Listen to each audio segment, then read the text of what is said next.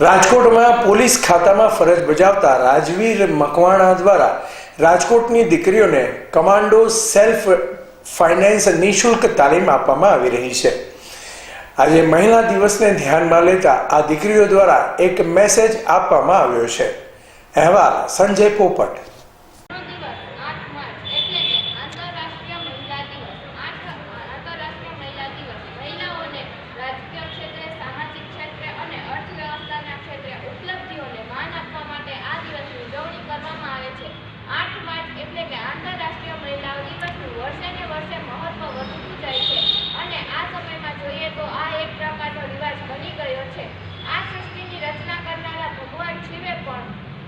अर्धनागेश्वરના રૂપમાં દર્શાવ્યું છે કે સ્ત્રી અને પુરુષ બંને એક સમાન છે।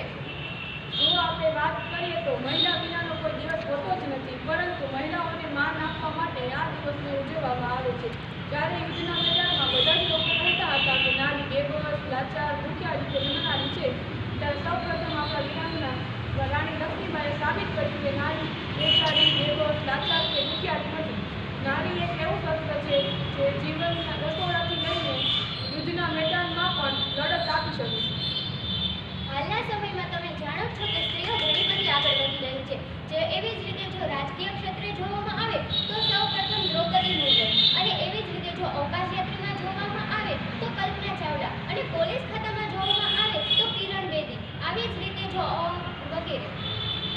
આમ તમે જોવો છો કે અવારનવાર ન્યૂઝપેપરોમાં આવે જ છે કે સ્ત્રીઓ સાથે કેવા પ્રકારના દુષ્કર્મ આચરવામાં આવે છે, અને નાની બાળકીઓ સાથે પણ દુષ્કર્મ કરવામાં આવે છે। આ દુષ્કર્મ કોઈ બીજા નહીં પણ તેમના આસપાસના વ્યક્તિઓ અને સગા સંબંધીઓ દ્વારા જ કરવામાં આવે છે।